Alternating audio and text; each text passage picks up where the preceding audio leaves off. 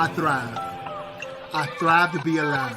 I want to live a healthier lifestyle. I want to be healthier. I want to be around for my children to graduate, have children, and have their children have children. I want to be free from the disease of high blood pressure and diabetes. I thrive to be alive. I thrive to be... Hello, and welcome to another episode of Morning Therapy. Today we have Ms. Gemma Asalam, a licensed skin therapist located here in North Carolina, who wants to talk to you today about being 50 and over and figuring out life, love, and growth.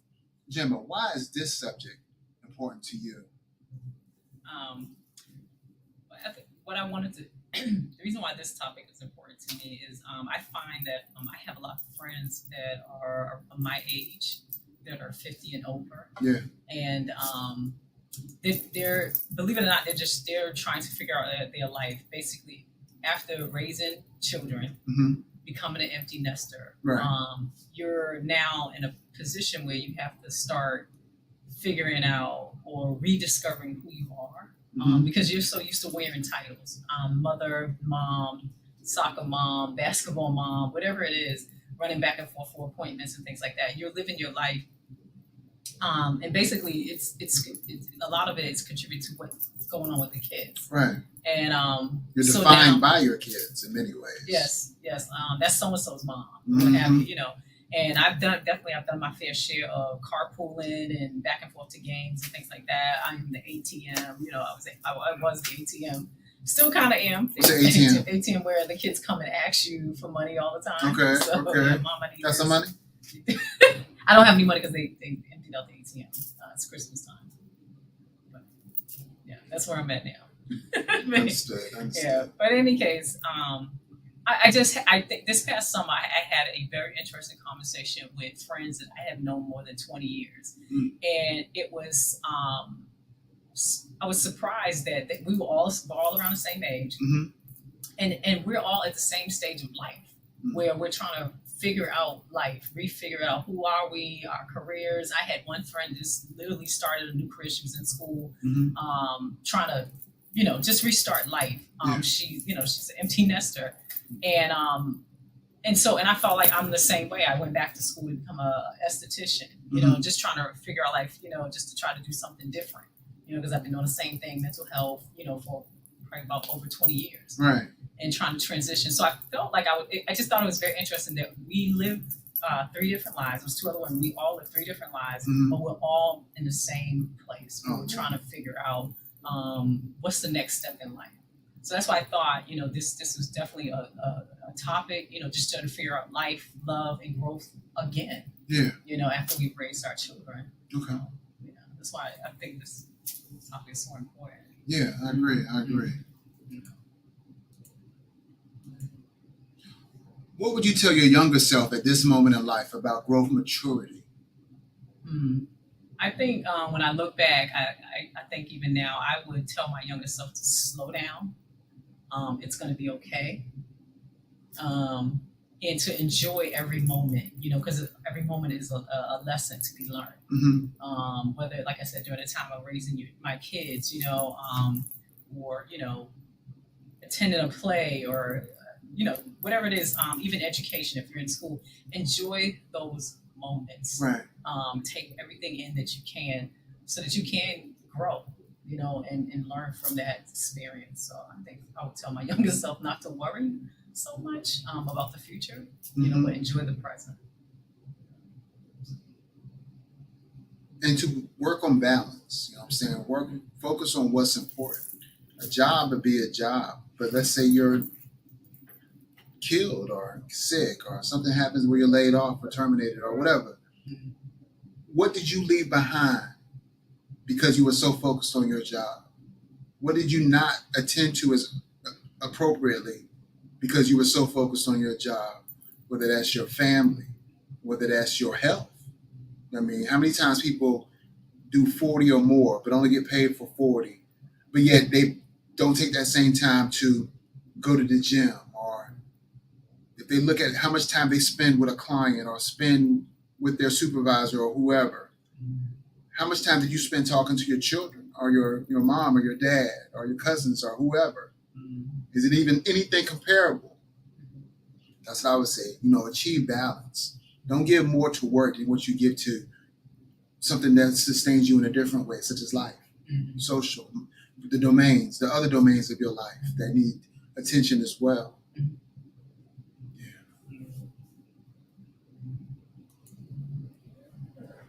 What would you say have been your greatest accomplishment in life outside of your children? Can't mention the kids.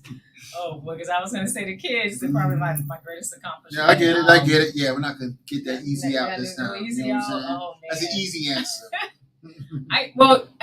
It's hard not to bring the kids in, because when I see my kids and where they are in life, they're beautiful. They're beautiful, beautiful human beings, and the way they treat their mother, it makes me emotional sometimes. And just their thrive for life, wanting to do more, in terms of whether it's business, education, right?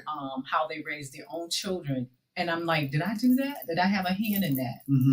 So I know you said we can't use our kids. No. In terms of rearing the kids, like I feel that's a given.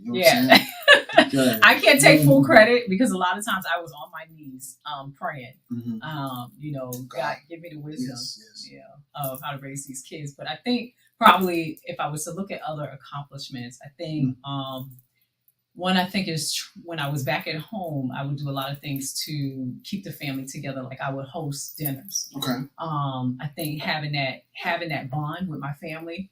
And I realized, I think me being away now, I've moved away, probably been away for about 15, 16 years now from home. But I still see the bond that was there, that my family still wants me to be there. They want me to come home and hang out.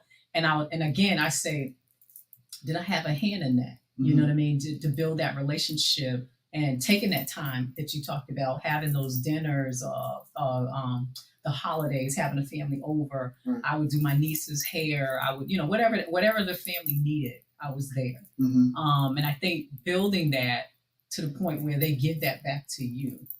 And so I feel like that's probably like my second great accomplishment, is building a family bond outside of education. Because it's easy to say, I'm educated, things like that. But I think when I think about all the things that have happened in my life, what has really been sustainable is that family bond. Right. That I think is an accomplishment, because a lot of people aren't close to their family. Right. Especially as they get older. Yeah. Move away. Yep. Right. Yeah. And so when I look at it, when I work with clients, and I'll ask them, who are your natural supports? And a lot of times they can't name not one natural support. And so for me to be able to name a few, it's quite an accomplishment. It's quite an accomplishment, because a lot of people are not close to their family. Right. So, or fighting with their family members. I can't say I'm fighting with any of my family members. I would have to say that my greatest accomplishment in life was not being defined by any aspect of life. Like, what I'm saying? Not letting yesterday define today. Allow myself to be better each day, despite what the past might have indicated I was supposed to be. I grew up in gang culture. You know what I'm saying? It was told by 18 I wouldn't even be here anymore. I remember that stood out.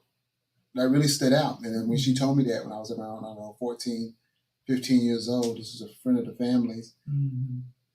It is almost like it was a self-fulfilled prophecy. Like she said it, so I manifested it.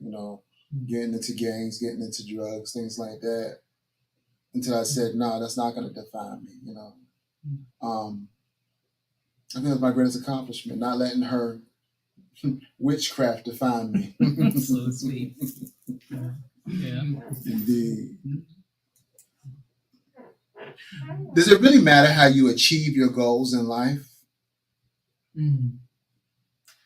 I don't think so. I think this is the 50 and over looking back. And I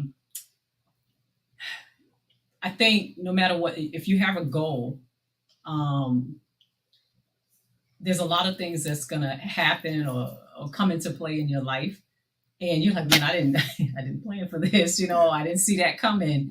I think no matter what happens in your life, it could be, a loss of a loved one, somebody who's close to you. It could be divorce, it could be whatever it is.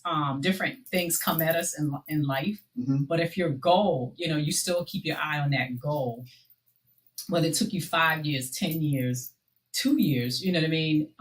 It doesn't matter how you got there. Like, I don't, it just doesn't matter how you got there as long as you get there. Right. And it could be, like I said, it could be a slow pace as long as you continue to work towards that. And those are things that I'm learning now. I'm learning, I have a goal. I have some things I want to accomplish in life. And right now I'm feeling like at 50, I feel like over 50, I'm over 50. So it's just, I feel like, I'm going to get there. Mm-hmm. You know what I mean? I don't know how, I do feel defeated at times because different things are being thrown at me, but I know that I just got to keep moving. Like I said, I think, no, I just don't think it doesn't matter how you get there as long as you get there, whether it's fast or slow. So that's what I'm learning in my life. Mm-hmm. If you're talking about growing, that's where I'm growing at. That's what's up. Mm-hmm. That's for sure. What do you think? I don't think it matters per se because there's going to be many different ways or several ways you can get to the prize. Mm-hmm. If at any given point I could have said, I can't make that goal because this happened. No, there's a different way to get to that goal. You go around it and figure out a different path to get to it. That is the very definition of where I am in my life and where I've been in my life based on different barriers that presented themselves. A lot of times these barriers placed by systemic racism, you know what I'm saying? That keeps people from growing because you get penalized more or you get consequenced more because of the color of your skin, not because of the basis of your character, versus someone on the opposite spectrum of the skin color or racial spectrum gets a slap on the wrist or nothing at all, or they'll bury it because they look out for each other, where ours often penalized, even if we are in the same boat underneath somebody who's African American or black or whatever, they will penalize us more as if we hate each other more while other races love each other more and support each other more. So I would say, no, there's no linear way to have to get to any particular goal. There's different ways you can get to the goal. I tell my clients all the time, even like when they have like significant mental health disorders, you may not be able to be that IT person you want to be, but you can go to this school, do this that pertains to that goal. Or you may not be able to be this or that, but there's other ways you can get to a goal that is similar of support. I can never do da. No, you can't, but there's things you can do that will be like, you might not be able to be a licensed clinical addiction specialist, but you can be a peer support specialist that still works with a population that serves those that you want to serve and be a guide to, you know what I'm saying? Yeah, I was thinking like traditional. I think for me, I was taught to go to school, get your education, and then you just I think you just feel like, okay, life's supposed to open up, and I'm supposed to get this great job and make all this money and be able to support myself. Right. That's one end. That's a traditional way that I have been taught. What I'm seeing now and what I'm learning, if we're talking about growth, what I'm learning is that you can still get to goal of making money, but you could be a YouTuber now and make more money than probably a lawyer, you know what I mean, or a high, class lawyer, what have you. You can make just as much money, if not more, So that's why I think for me, I'm starting to look at life different. There's different avenues to get where I want to go. It doesn't have to be the traditional route in terms of education. Right. When I look at all the things that's happening now, so much out there, so many different fields you can go into to get to whatever goal. If your goal is to be independent or entrepreneur, or be a successful entrepreneur, there are many different ways to get there. Right. So that's what I'm learning in my life. Indeed. Now we're going to talk about love. What does love mean when it comes to your children, family, or someone you're dating? Yeah, I think if I'm looking at love in terms of the definition of it, it's definitely an action verb. And when you look at the Bible, it talks about love is patient, love is kind. It says that in the Bible. What verse?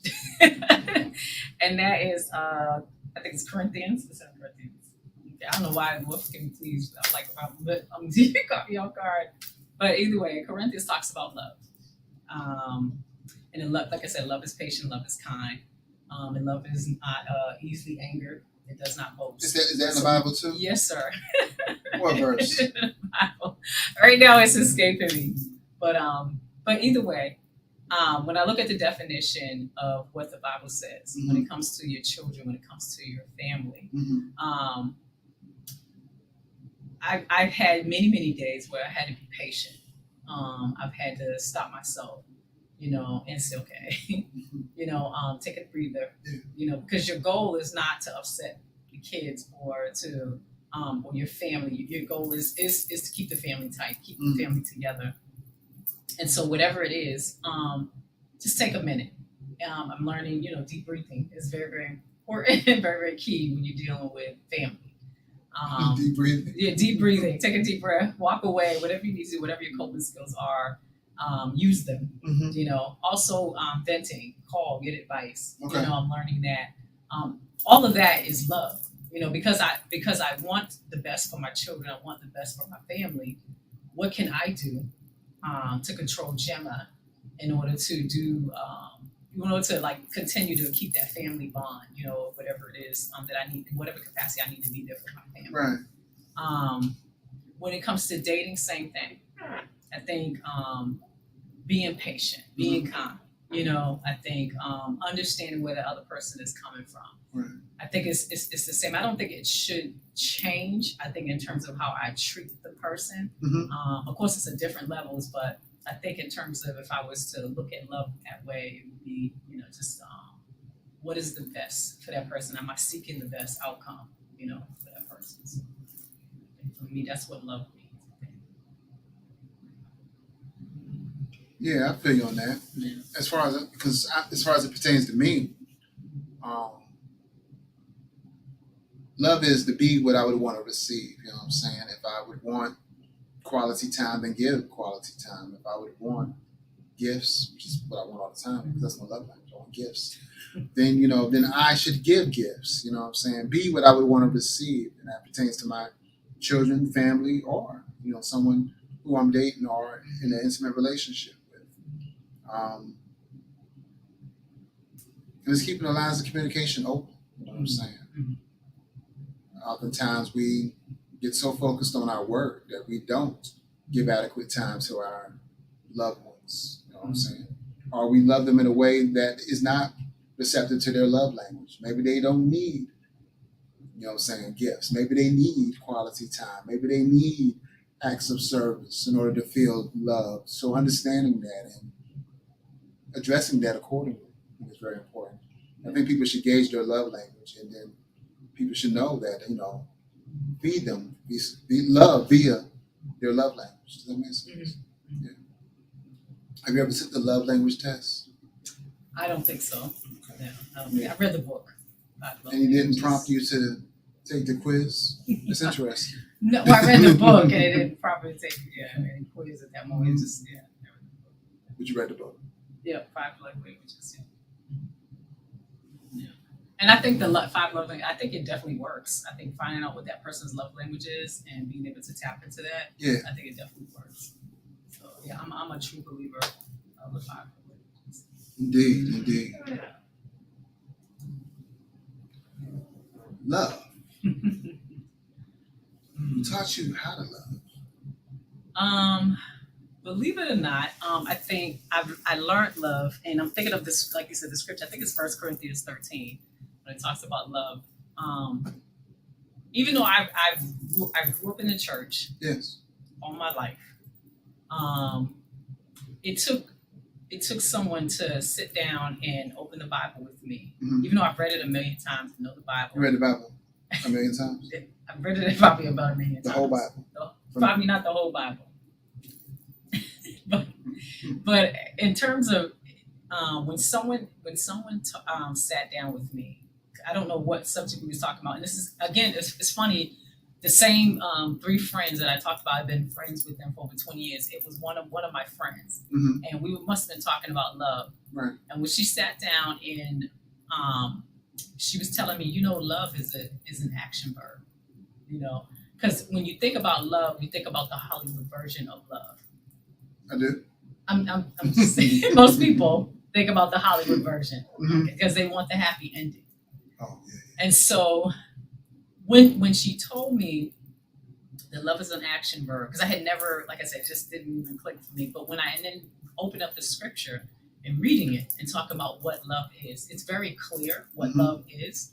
I think it's hard for us to demonstrate that, because it's easy to love someone when they're loving you back and everything is smooth and everything's good, Right. But when things are going bad, that's when it challenges you about love. That's when love is challenged. Because love, the Bible says that love is patient, love is kind. It says that. Yes. And if you want to look it up, you're more than welcome to look up. We can look it up right now.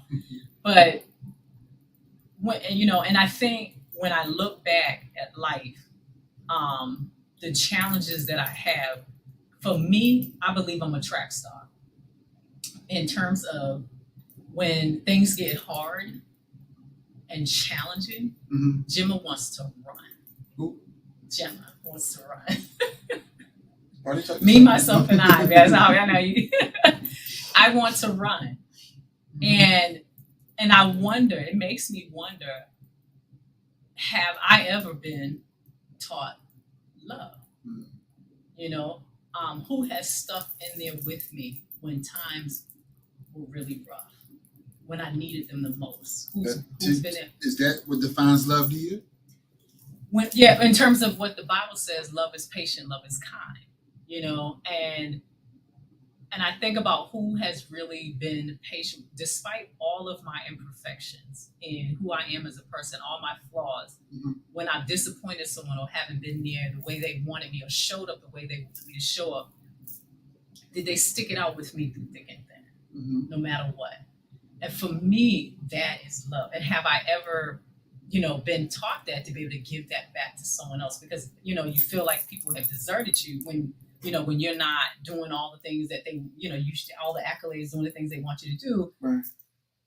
They kind of like, I don't know, distance themselves, kind of ghost you, so to speak. And you're like, wow, that's, wow. If that's what I've been taught, have I ever been taught, even though I know what love is, and if someone hasn't demonstrated in my life that they're going to be there no matter what, even through my mess ups, my oops, the first thing they want to do is leave. And I'm like, so have I really been taught love? And I think that's why I am close to my family, because no matter what, I goofed up, I made my mistakes, they're still there loving me, so that's why I think, I often think about, who taught me love, definitely my family, being patient, being kind. Like, I think about my dad demonstrating love. One time he had drove from Massachusetts all the way to North Carolina to come get me. That's just by himself. He drove all the way from Massachusetts. That's not around the corner, and drove all the way to North Carolina, picked me up, and then we drove to Texas together. And then he drove me back home, dropped me off, and went back home to Massachusetts. And for me, even though I know my dad loves me, that was a greater illustration of love. To do something like that, for me, so I think, I don't know, those are just one example. At least that's one example of love for me, so someone to do something like that for me. Right. I mean, deep. I would say who taught me how to love it. It'd be its own episode. I could give a whole episode of my dad. I could give a whole episode of my mom. I was just thinking about one time I got into some real big trouble. My dad came all the way from South Carolina to Connecticut to not around the corner, assist me. And I look back on that. I'm like, as absent as he was when I really needed him, he was there. Yeah. But like I said, that'd be its own episode. I probably need to get him on a podcast to talk about it. My mom, she had she loved, but maybe she didn't know how to love appropriately based on her upbringing and her trauma that was in her life. So I had to learn at one point to forgive. And then when I forgave, then I too was able to love, It's a process. Yeah. Love is a process. I'm learning that. Love is a process. I think even now at my age, I'm learning love is a process, and it's not always pretty. Love is not, I would love the Hollywood version, but it's not. It's not pretty. I think if we keep looking for that, because sometimes people want to know, like if in terms of relationship, they want to know if it's going to work. You don't know. No one knows. You got to just try to make it work every day, one day at a time. You know what I mean? So it's just, I think love is a process. I think giving love, receiving love, it's a decision every day to love. So it's Indeed. Yeah. At this stage in your life, even though we never really should do the shoulda, woulda, couldas, what do you regret? What could have been different? And what contributed to you being the person that you are today? Oh boy. What are my regrets? I have a lot of them. Because I feel like I make mistakes all the time. I was thinking, because I feel like if I had my choice, I think one off the top of my head, I was thinking in terms of career, I would have became an esthetician years ago. Yeah. I would, when in my younger years, because I feel like I would have probably been able to give more to the business, been in a different place. Yeah. And that's that woulda, coulda, shoulda.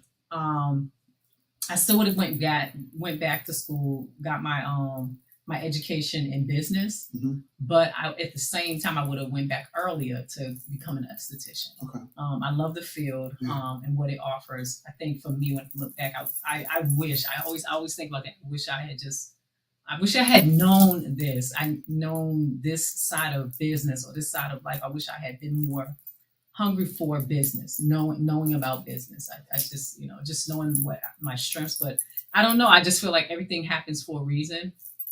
And maybe it just wasn't the time. I think with the knowledge, with the people that needed to be in my life to make that happen, make some things happen. I don't know if I had the focus at that time. I'm not sure. You know what I mean? So I just feel like I wish I had gotten all those things out the way and built a business before I maybe even had my children, so that I can set them up for success or, so I don't know.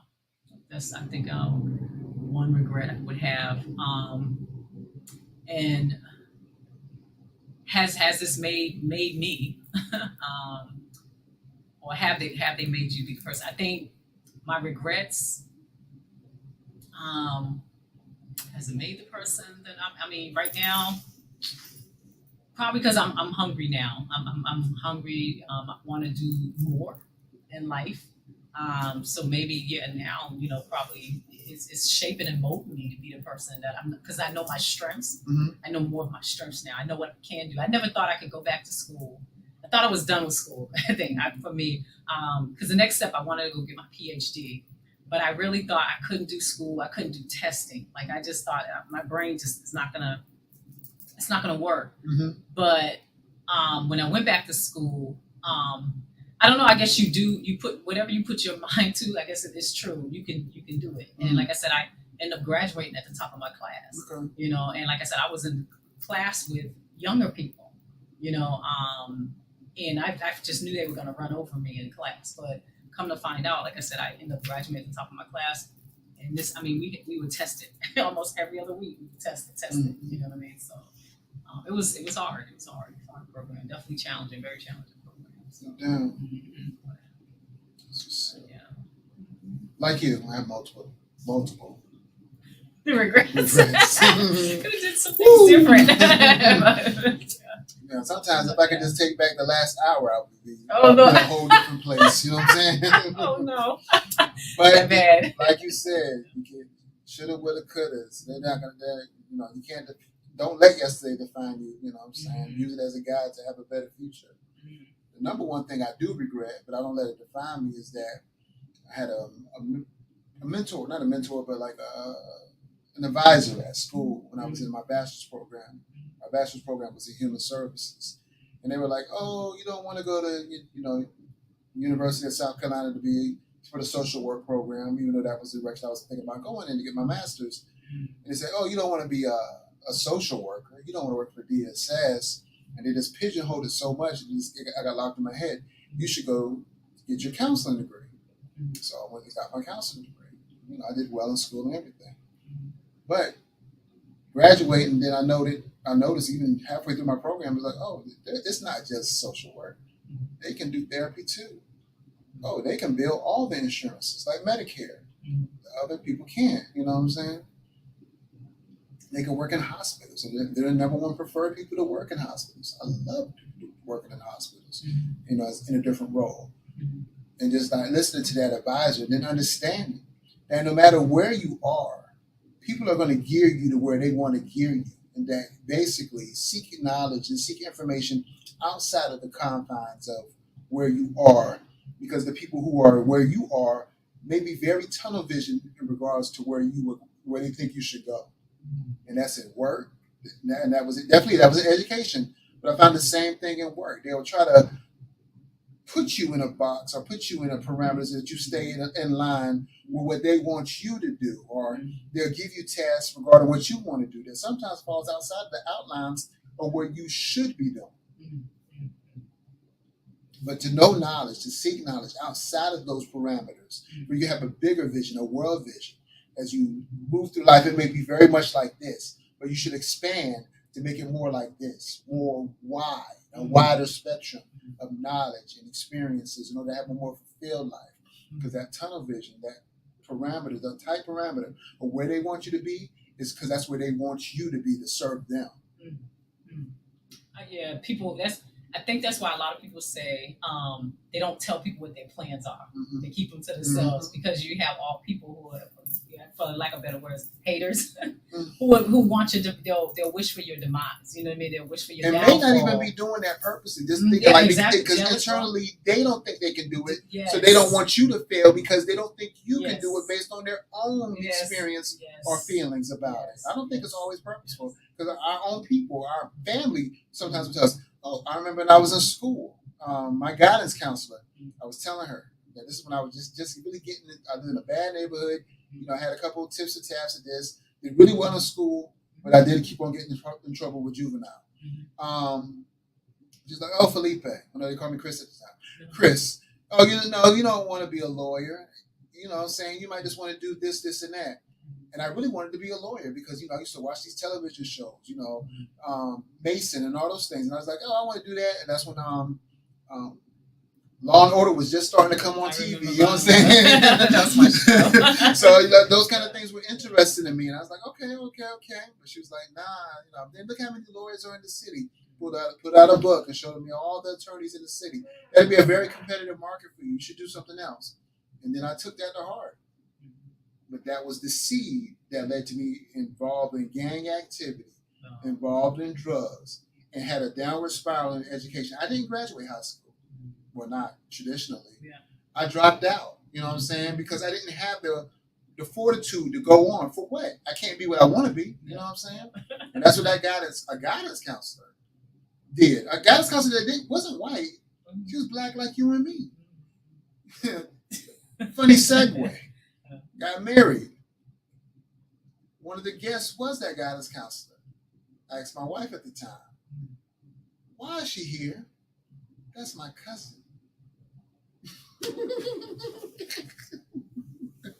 I was hot, boy. Right. Like, it's funny, isn't it? No. That could be funny. But I was going to say, when you were talking about people defining you, people wanting to put you in a box, you were speaking my love language. Because I think through life, people have always wanted to put me in a box, and say, I think we have a running joke at church. The sisters that come to me and say, about my hair. I'm always changing my hairstyle. I'm coloring and cutting and whatever. And it was funny that I was like, I guess they thought, I could go with just one hairstyle. Right. Oh, that's her hairstyle. That's her. But next thing you know, there is something different. So it's to the point where they don't even keep up with me. They don't even try to be like, oh, they'll just say, oh, I like it, and just keep it moving because they're like, no, you don't know what Jim is gonna do. With hair, clothes, whatever. You don't know what I'm gonna do. And it's funny that people always want to put you in a box, and I think that's where I am. Where I want to go wide. Like you said, I want to do that. I want to explore outside the box. That's always been me. Right. I think where I am now, and like I said, the conversation that I have with these friends and the conversations that I have with God is I want to go wide, God. I want to do more. I want to expand my territory. Right. But where do you want me to be? Because I keep God, where do you want me to be? Because I keep hitting all these doors. Mm-hmm. You know what I mean? I keep hitting all these walls. I should say all these closed doors. I can keep getting closed doors. I keep getting hitting walls. And so, God, where do you want me to be? Do you just want me to just be in this box and be happy in this box? And I know that's not God. I know He loves me more than anyone could ever love me. Mm-hmm. And I know He wants more. He wants me to be happy. And it's like, okay, Jimma, what do you want to do? Mm-hmm. And ask God for that. But like I said, I think a lot of times we just keep getting, I don't know, we get discouraged, so to speak. And it's like, do I keep going? Should I take the signs and say, you know what, this is not going to work, Jimma, just get in your box and just sit there? Because that's just where God wants you to be. Or do I keep pushing? You know what I mean? Do I keep pushing them, keep opening up the doors until I can find the door that opens? And I hear so many people say, no, just keep going. Whether it's at a slow pace, like I said at the top of the conversation, whether it's a slow pace or a fast pace, Mm-hmm. as long as you keep moving, you'll eventually get there. So that's why I think I struggle with. I think that was what our conversation was with the group of women over the summer was, we got to keep moving. We got to keep doing something, you know what I mean, to get where we want to be. Do we just, rather than staying still, but it's a struggle. It's hard. It is so hard when life keeps coming at you fast, So. Indeed. Well, as we close out, what is your advice to those in their 50s or nearing their 50s, trying to figure out this thing called life, after divorce, after kids leave the home, seeking a new career in life, single or married? I mean, what is your advice to those in their 50s that are in a transitional phase? I think just what I was saying, just piggyback off what I was saying is to keep moving. I want to bring up this story about Joseph. And Joseph, Is somebody we know? in the Bible. Oh, That's Bible. right. And he had a dream, Mm-hmm. and he had told his brothers when he was young. He had told his brothers about this dream, and I believe it definitely frightened them. But basically, God had revealed to him where he would be in life. He would be, in a high position, and his brothers didn't like, of course, they sold him into slavery. Now, if God gives you this vision and you get sold into slavery, you're like, wait a minute, okay, God, you playing with me? What's going on? And that's what I'm talking about, those doors. And he kept getting hit with these doors throughout his life. He went from slavery to thrown into prison and being someone's server and things like that. But through the process, God blessed him. You know what I mean? Because he had this incredible talent to be able to interpret dreams. And so it was able to elevate him, But either way, if you look at his life, you'd be like, wow, there's so much happened to him in his life. But no matter what, that vision that God gave him came true. And he was able to actually be in position to help his family because a famine had came in and people, needed food. And he was able to be in position to do that. But he had got taken away from his family. And he hadn't seen him in years, and his father never stopped thinking about him, never stopped loving him. He didn't know this until he saw his father years later, but it's just amazing that, again, like I said, God gives you these visions and you're looking, and you're like, okay, God, I see it. I want to be there, right. But how do I get there? And when I keep getting these doors, and the only thing I can think of is my advice would be prayer. Just keep praying. If God gave you that vision, just keep praying. You know what I mean? Because that He promised you something. I always think about a scripture, Ephesians 3:20 says, "Now unto Him who is able to do immeasurably more than you can ask or imagine, according to His power that works within you." Right. And so I just, like I said, just got to keep. I know He's working with me. I know He's going to bless me. That's right. And I just have to keep the faith. That's right. So that would be my advice: keep the faith and prayer. Indeed. All right. Outside of that, any last words before we close out this episode of the More Than Therapy podcast? No, I don't have anything else. Yeah, I just enjoy this time always with you. It's always a pleasure and great conversation. Great conversations. All right. Yeah. If you haven't already, please subscribe to the More Than Therapy podcast, available anywhere where you push play to listen to your favorite podcast. That's the More Than Therapy podcast. Be well and be great.